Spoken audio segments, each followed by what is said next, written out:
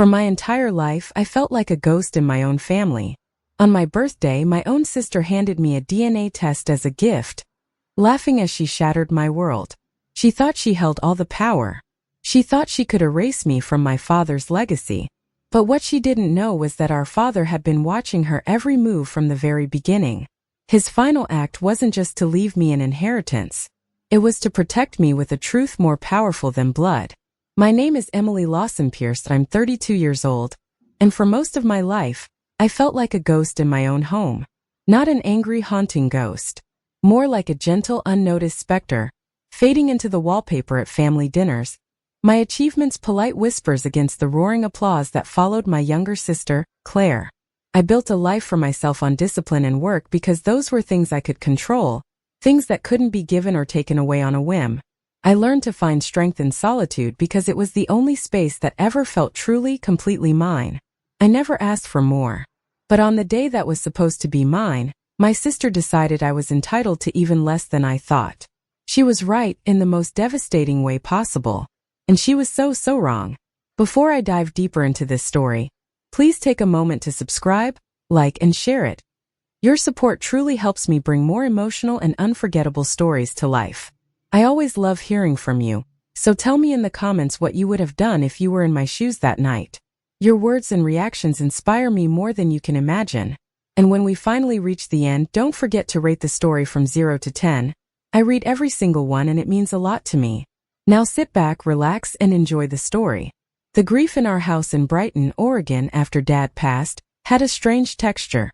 For me, it was a solid, heavy weight, a constant companion made of his absence in the chair by the fireplace, the missing sound of his workshop radio humming old jazz tunes, the end of our quiet Sunday crossword rituals. For my mother, Margaret, and my sister, Claire, it seemed more like a mist. Something that appeared for photographs at the funeral, something to be sighed about in front of guests, but that sunlight, or in their case, the glow of their own ambitions, could burn away in an instant. 3 months after we buried Robert Lawson, I drove back to that house for my birthday dinner. I didn't expect fanfare. I never got fanfare. I expected a quiet meal, maybe a store-bought cake, and the persistent, unspoken awkwardness that had become our family language. I walked through the familiar front door, the scent of lemon polish and old roses hitting me as it always did, and followed the sound of laughter into the sunroom. And there they were, my mother and Claire, sitting side by side on the white sofa, heads bent together over glossy brochures splayed across the coffee table. Turquoise water, white sand resort spas. They were planning a trip. A big one. To Bora Bora. The conversation was a rapid-fire exchange of, "Ooh, look at this infinity pool. And we have to do the helicopter tour." Their voices bright with a holiday excitement that felt violently out of place. The flowers on my father's grave down at St. Mark's hadn't even wilted completely yet. They looked up when I cleared my throat. Claire's smile was wide, practiced. Mom's was quicker, tighter, like she'd been caught. "Oh, Emily, you're here. Happy birthday, sweetheart. Come look. Claire's company is giving her a bonus, and we're thinking of a girl's getaway. Just us. To recharge." The words washed over me. My birthday. A girl's getaway. Just us. The pronouns felt exclusive, a club I was momentarily being allowed to witness, not join. I forced a smile, said it looked wonderful, and felt that old familiar feeling settle in my stomach. The feeling of being a guest who'd arrived at the wrong address for the party. Dinner was a performance. Mom had made my favorite pasta, which was a gesture that should have felt warm but instead felt like a line recited from a script. She kept asking me questions about my work in graphic design, but her eyes were slightly glazed, her nods a beat too fast. She was listening to respond, not to hear. And Claire. Claire was buzzing with a strange, contained energy. Her eyes kept flicking to me, then away, then back, a little spark of something in them. Amusement? Anticipation? It was the look she used to get as a kid right before she'd tell Mom I'd broken something she herself had broken. She was waiting for something. The conversation drifted, as it always did these days, to the estate. Dad's will still hadn't been read. Arthur Layton, his attorney and old friend, had cited some complex tax filings, some necessary valuations. Every time I brought it up, asking when we might get some clarity, Mom would wave a dismissive hand. "Oh, Arthur's just being thorough, darling. No need to rush these morbid things." Let's focus on the living. Tonight, Claire chimed in, her voice smooth as honey. Absolutely. The will is just paperwork, Em. What matters is family. The way she said family felt like a word in a foreign language, one whose true meaning I was not privy to. Then, as Mom brought out a perfectly decent chocolate cake from the local bakery, Claire reached beside her chair and produced a gift box. It was beautifully wrapped in dark blue paper, with a lavish curling gold ribbon.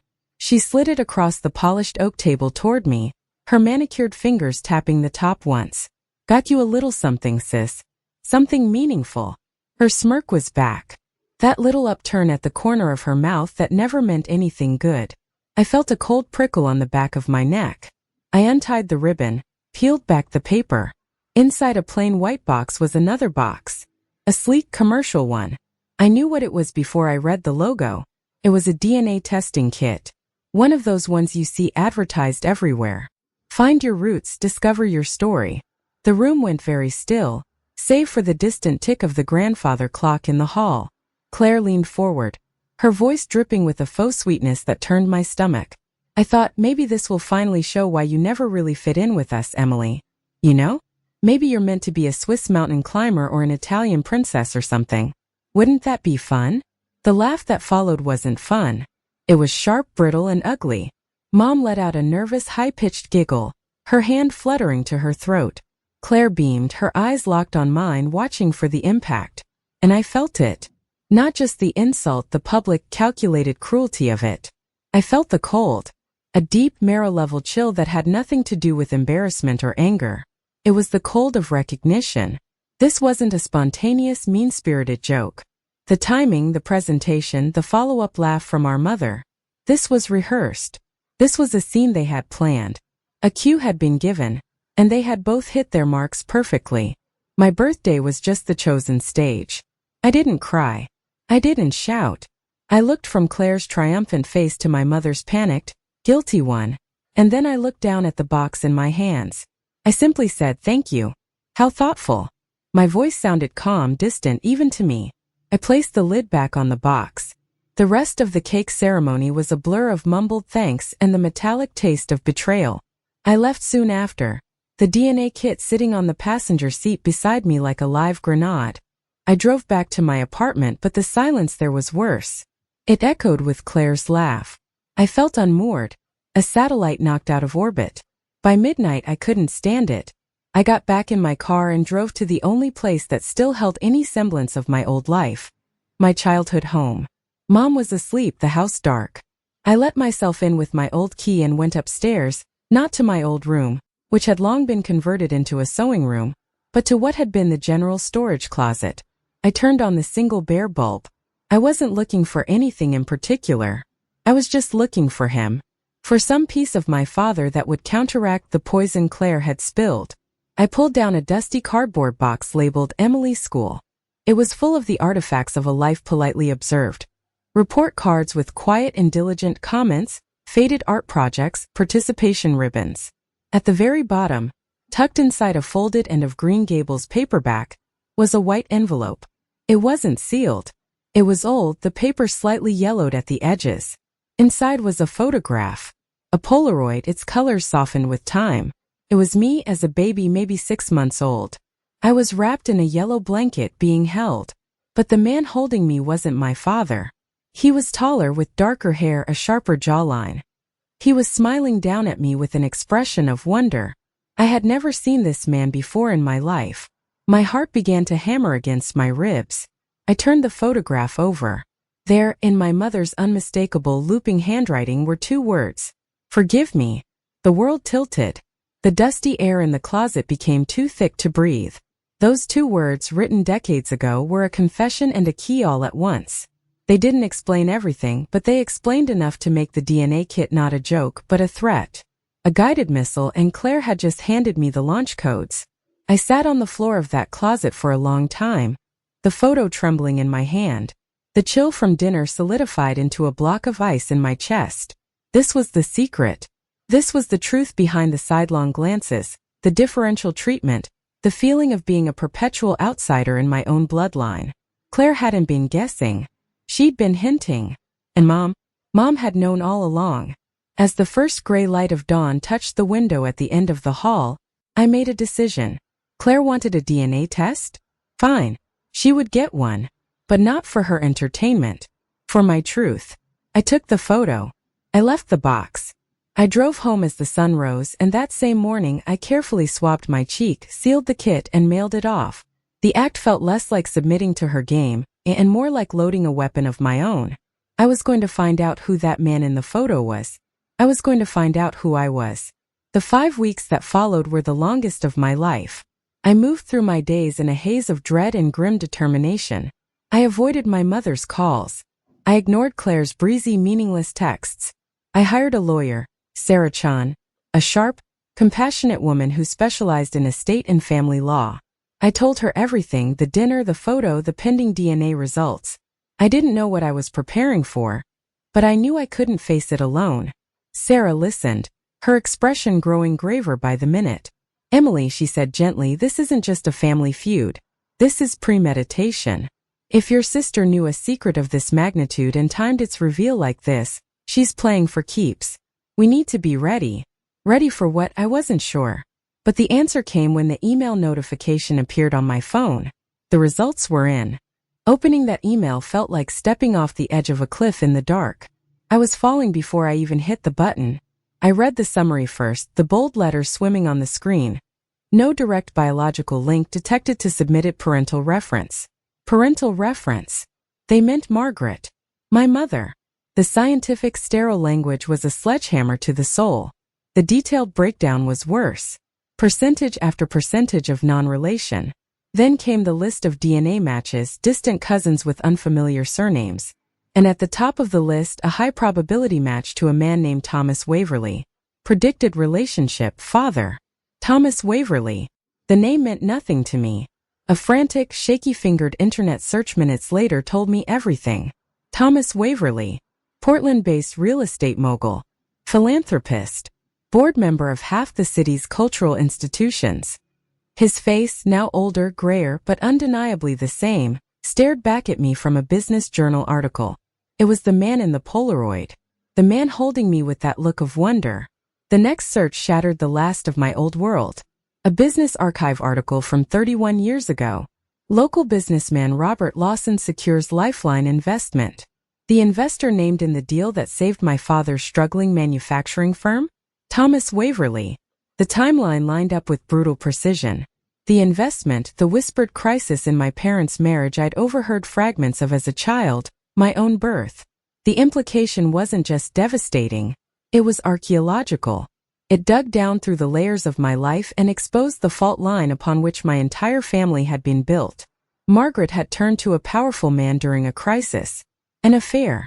Pregnancy. A deal struck, perhaps? My father's business saved in exchange for his silence. For raising another man's child as his own? I was the living, breathing secret. The hidden footnote in a transaction that had kept the Lawson family afloat.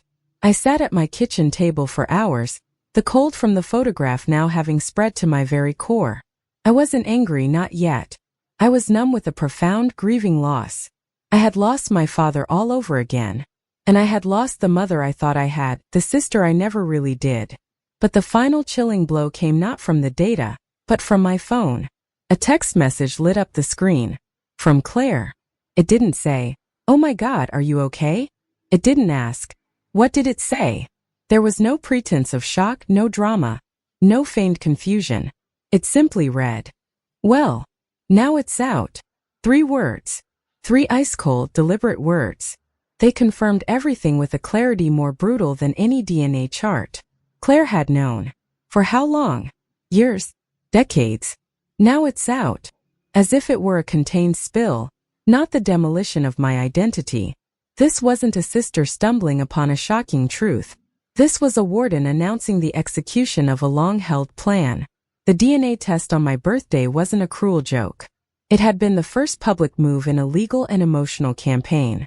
She was forcing the secret into the light on her terms, to control the narrative, to paint me as the outsider before the will was even read.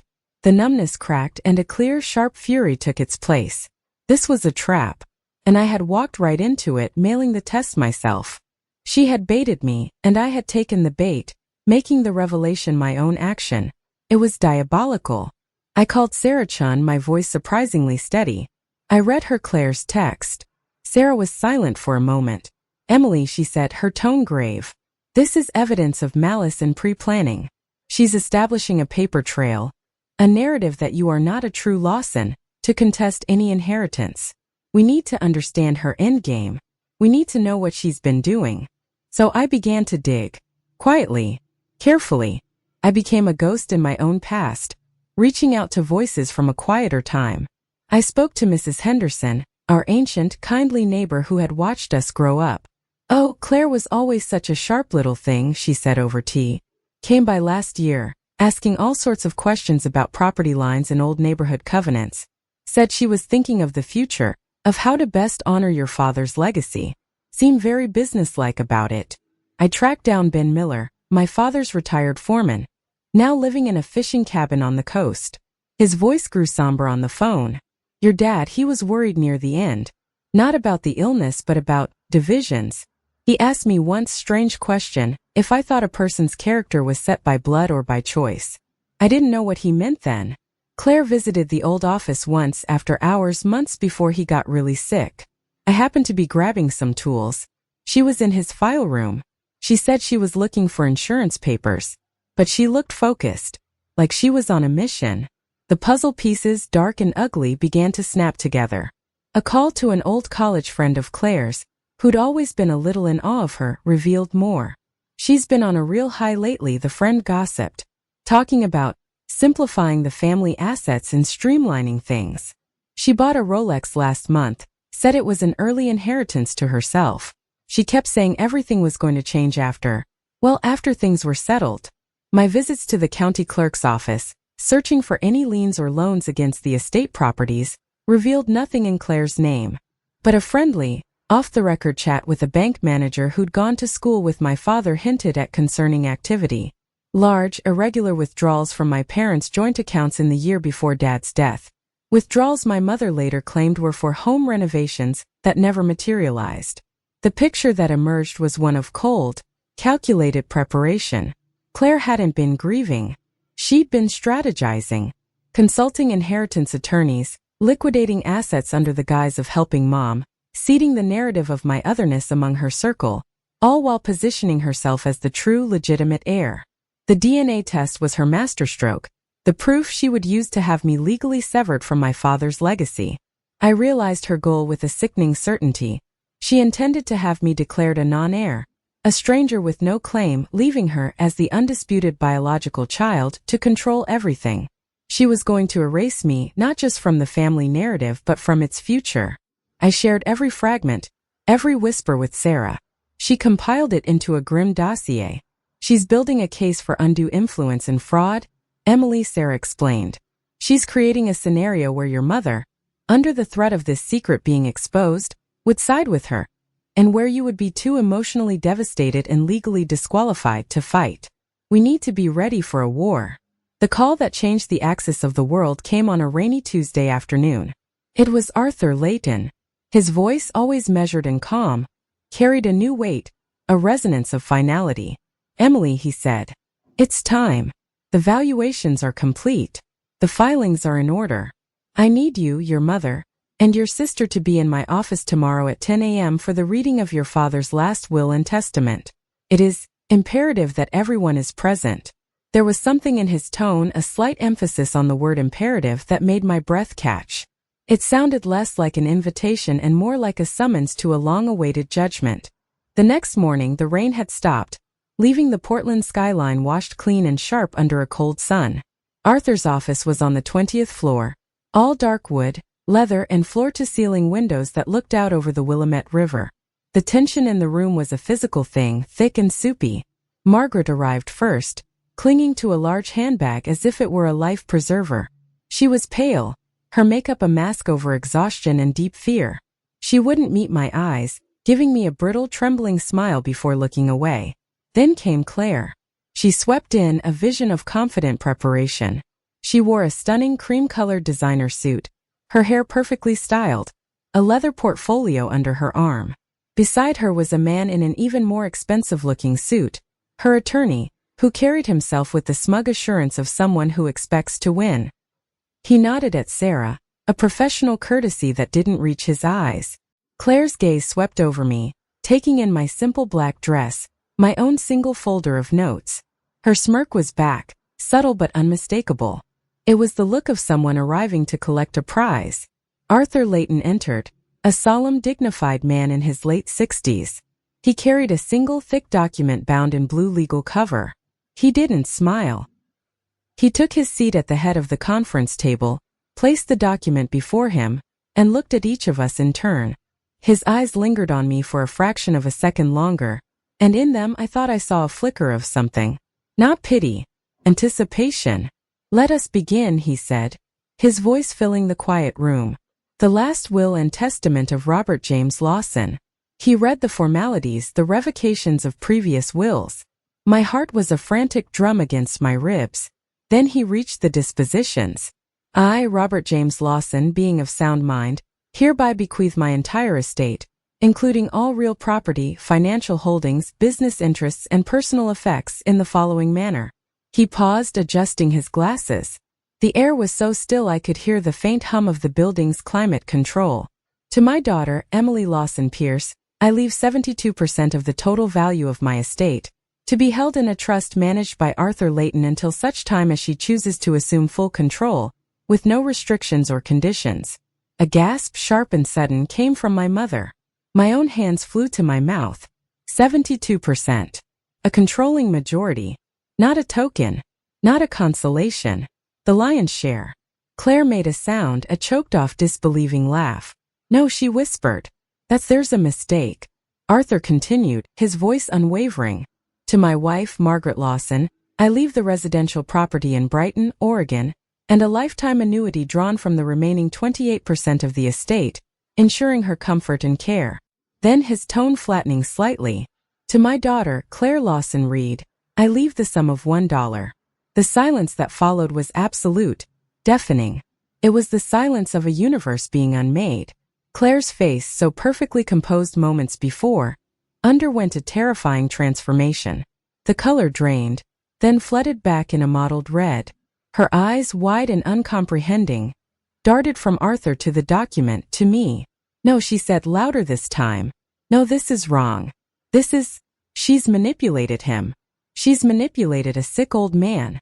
She sprang to her feet, pointing a trembling finger at me. "She's not even his. We have proof. We have the DNA test. She's a fraud." Arthur Layton did not flinch. He looked up at her over the rim of his glasses, and when he spoke, his voice was like stone. "Please sit down, Claire. There is more." He turned a page, and he began to read, not from the legal clauses, but from a letter attached as a codicil, in my father's own words. "I have known since Emily was 2 years old that she is not my biological child. A mother's guilt is a powerful, whispering thing, and Margaret confessed to me in a moment of despair she has likely long regretted. I looked at Emily, this little girl who already called me Daddy, who reached for my hand with such complete trust, and I made a choice. I chose her. I chose to be her father in every way that mattered. I raised her because I chose her. And I leave her my legacy, the product of my life's work, for the same reason. Because I choose her still." Tears I had not known I was holding back erupted then, hot and silent, streaming down my face. He knew. All along. He knew, and he chose me. Claire was unraveling. "You can't do this. This is illegal. She's a stranger." Her lawyer placed a restraining hand on her arm, his own confidence visibly cracking as he scanned the document Arthur had slid a copy of toward him. Arthur wasn't finished. He opened a drawer and pulled out a second, thinner file. "Your father was a quiet man, Claire," he said, his voice heavy. "But he was not a blind one. In his final months, concerned by certain patterns of behavior, he engaged my firm to conduct a discreet inquiry. He began to lay out items on the table, like a prosecutor presenting evidence.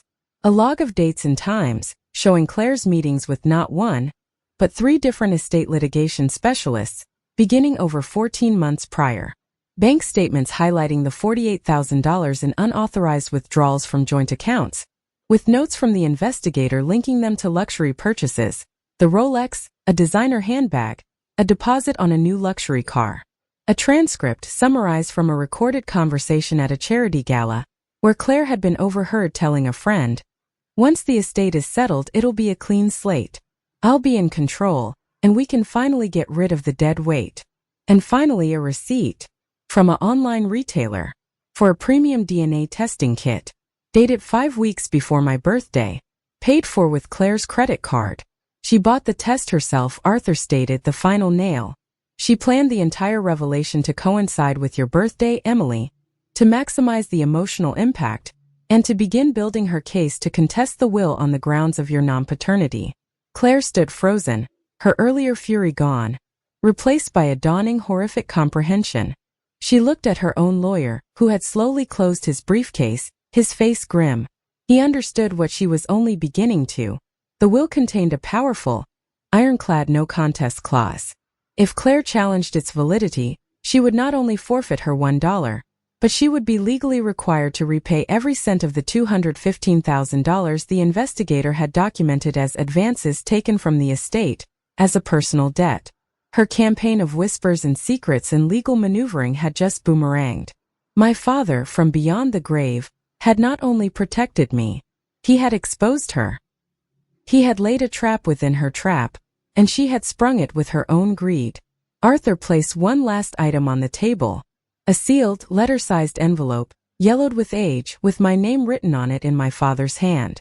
"This, Emily," he said softly, his eyes meeting mine with a profound kindness, "was given to me by your father to be passed to you privately, after the reading. It concerns Thomas Waverley." Claire made no more sounds. She simply stared, hollowed out, at the wall, understanding that she had not been outmaneuvered by me, but by the father she thought she had understood. She had played a game of betrayal, and he had changed the rules, naming justice as the only winning move. I looked from the envelope with my name on it, to my mother's ashen, shattered face, to my sister's empty one. The past had been ripped open. A brutal, poetic justice had been served. But as my fingers brushed the old paper of my father's final letter, I knew. My story, the story of who I really was only just beginning. The office felt like the eye of a storm after a cataclysm. The howling winds of Claire's rage had passed, leaving only the devastating stillness of the aftermath. She didn't speak another word. Her lawyer murmured something about needing to consult with his client privately, and they left, his hand on her elbow guiding her stiff, shell-shocked form out the door. She didn't look back. Margaret sat weeping quietly into a handkerchief, her shoulders shaking with sobs that seemed born less of grief for my father and more of terror for the future now laid bare. The carefully constructed world of appearances she had curated for 30 years lay in ruins around her, exposed by both her husband and her favorite child. Arthur Layton gave us a moment, his gaze gentle and patient. Sarah Chun placed a steadying hand on my arm, a silent anchor in the surreal sea. My own tears had dried into salty tracks on my cheeks, the initial shock giving way to a trembling, overwhelming cascade of emotions. Grief for the father who had loved me so fiercely and silently, a profound sorrowful pity for the mother who had lived a lie for decades, and a hollow ache where any triumph over Claire should have been. There was no victory in this, only the stark, unvarnished truth. Arthur finally slid the sealed, yellowed envelope across the polished table toward me. "Your father was a man of profound depth, Emily," he said, his voice low. "He thought of everything. He wanted you to have this context. From him. He believed you deserved the truth, but only from his hand." With fingers that felt numb and clumsy, I picked up the envelope. My name, written in his familiar strong script, seemed to pulse with a life of its own. I broke the seal and pulled out 2 sheets of lined paper, filled with his handwriting. The sight of it, the loops and slants of his pen, brought a fresh wave of emotion. I began to read, and the rest of the room faded away. "My dearest Emily, if you are reading this, then Arthur has done his duty, and you now know what I have known for most of your life. I have played this moment over in my mind 1,000 times, wondering what I would say to you. I hope I have found the right words. First and most importantly, you are my daughter. You called me Daddy first. I taught you to ride a bike, to appreciate the quiet satisfaction of a well-made joint in wood, to see the beauty in a simple line drawing. I cheered at your graduations, my heart swelling with a pride that had nothing to do with biology. I loved you from the moment your tiny hand first wrapped around my finger. That love was and is a choice I renewed every single day. It is the truest, most real thing I have ever done. The circumstances of your conception were a tragedy of a failing marriage, a moment of profound weakness and fear on your mother's part. Thomas Waverley was a business associate. He provided capital when I was desperate. What happened between him and Margaret was a brief, terrible error that bound us all in a web of silence. She told me when you were too consumed by a guilt that was eating her alive. I was angry. I was hurt. But then I looked at you sleeping in your crib, utterly innocent of the storms of adults, and I knew my anger was not for you, could never be for you. I made a decision. I would be your father. I would give you my name, my protection, my unconditional love. In return, you gave my life a purpose and a joy I had never known. You were the light that saved me from bitterness. I am also aware that Claire knows. She discovered some old letters in her teenage years, I believe. I saw a change in her then. A hardening. A sense of entitlement mixed with a secret she believed gave her power. I tried to reach her, to teach her that family is built on more than blood, but the seed of resentment had been planted. In recent years, I watched her cultivate that secret as a weapon. I saw her begin to maneuver, to treat you not as a sister but as an obstacle. It broke my heart in a way the original betrayal never did. So I took steps. The will is one. The investigation is another. I could not allow her to use the truth of your origin, which to me is irrelevant, to hurt you or to take what is rightfully yours by my choice and my love. The estate is not a reward for shared DNA. It is the final extension of my care for you. Use it to build a life of peace on your own terms. As for Thomas Waverley, I paused, my breath catching. I had to wipe my eyes to see the words clearly. I met with him once when you were 5. He knew of you. He expressed a distant, curious regret, but also a clear desire to maintain the discreet arrangement. He is not a villain, Emily, but he is not your father. I am. He provided a financial beginning for my company, which in turn provided for our family, for you. That is the extent of his role in your life, unless you choose otherwise. Arthur has his current contact information. Should you ever wish to reach out, that decision belongs entirely to you. Please do not let this knowledge define you. You are Emily Lawson Pierce. You are creative, kind, resilient, and deeply loved. You have my stubbornness and your own brilliant heart. That is your inheritance. The rest is just paper and property. Be happy, my girl. That is all I have ever wanted.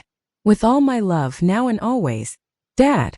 I folded the letter carefully, holding it to my chest as if I could absorb the words through my skin. The love in them was a tangible force, a warm blanket against the cold shock of the day. He had not just left me an estate. He had left me an explanation, an affirmation, and an absolution, all in his own hand.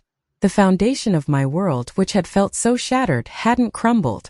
It had been revealed to be built on something far stronger than biology. Conscious, unwavering choice. I looked up. Margaret was watching me, her eyes red raw. She saw the letter in my hands and flinched. Emily, her voice was a ragged whisper. I'm so sorry. For all of it. For everything. The anger I might have felt was muted, drowned out by the immense tide of my father's love and by the sheer, broken wreckage of her. What was there to say? The decades of lies were a prison she had built for herself, and she was now standing in its open, ruined gates, blinking in the harsh light. I simply nodded, not trusting my own voice. Arthur spoke then, his tone shifting to the practical. Emily, the trust is activated. We can proceed at your pace. There is also the matter of the advances taken by Claire. The no contest clause is enforceable. Her legal recourse is virtually non-existent, given the evidence. She will be served with a demand for repayment. The thought of pursuing Claire for money felt grotesque. She had lost far more than that. She had lost her father's respect, her moral footing, and any semblance of a relationship with me. She had been exposed, utterly and publicly, in the one arena where she thought she was most clever. That was her punishment. Let it go, I heard myself say, my voice stronger than I expected. The debt. Don't pursue it. Just let it be. Arthur looked surprised, then nodded slowly with deep respect. As you wish. In the weeks that followed, life moved in slow motion. I moved into my father's, my study at the Brighton house, which Mom had quietly vacated for a smaller apartment in town, unable to bear the memories now stripped of their facade. I felt like a curator in a museum of a life I was only beginning to fully understand. I found more of his notes, sketches for projects, journals filled not with dramatic confessions but with quiet observations about the birds at the feeder, the quality of light in October, and notes about my childhood milestones. Emily said logic today. She meant frog. Perfect. Every scrap was a treasure. I contacted Thomas Waverley, not out of a need for a new father but out of a need for medical history and perhaps a single conversation. We met for coffee in a neutral, quiet hotel lounge. He was an elegant, guarded man in his late 70s. He was polite, even kind in a distant way. He confirmed the story my father's letter had told. He expressed a formal regret for the pain caused, and a detached admiration for the man who had raised me. There was no emotional connection, no latent paternal feeling. It was a closure of a factual loop, nothing more. I left feeling neither complete nor empty but simply informed. He was a chapter in my biological preface, written before the real story, my story with Dad, had begun. Claire vanished from my life. She sold her condo, left the state, and cut all ties with everyone from her old life. The last I heard through the brittle grapevine of former acquaintances was that she had taken a generic corporate job in a mid-sized city where no one knew her name or her past. The ultimate defeat for someone who thrived on status and recognition. I didn't hate her. I pitied the small, frightened person she must have been, who thought a secret and money were substitutes for love. One evening, about 6 months after the will reading, I was in Dad's workshop. I was finally clearing it out, not to erase him but to make space for my own things. In the bottom drawer of his heavy old tool cabinet, beneath some sanding blocks, I found a small, rough-finished wooden box. There was no latch. I lifted the lid. Inside, resting on a bed of faded green velvet, was a necklace. A simple, perfect pearl on a delicate gold chain. And beneath it, a note on a scrap of paper. For Emily's 35th. Because she reminds me of something made under pressure, turned into beauty.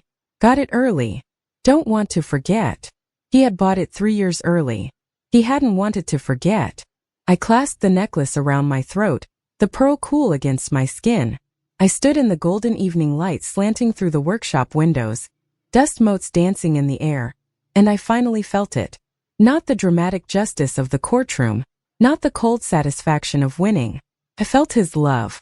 It was in the grain of the workbench he'd built, in the smell of sawdust and oil, in the pearl against my collarbone, in the words of his letter forever etched in my heart. My father, Robert Lawson, had chosen me, and in doing so, he had given me the greatest gift of all, the unshakable knowledge of who I am. I am not a secret. I am not a scandal. I am not a shadow in my own family. I am his daughter, and that is the only truth that will ever matter. Thank you for listening till the very end. If this story touched your heart, please take a moment to like, share, and subscribe for more stories like this. And don't forget to rate this story from 0 to 10 in the comments. Your words and reactions inspire me more than you can imagine.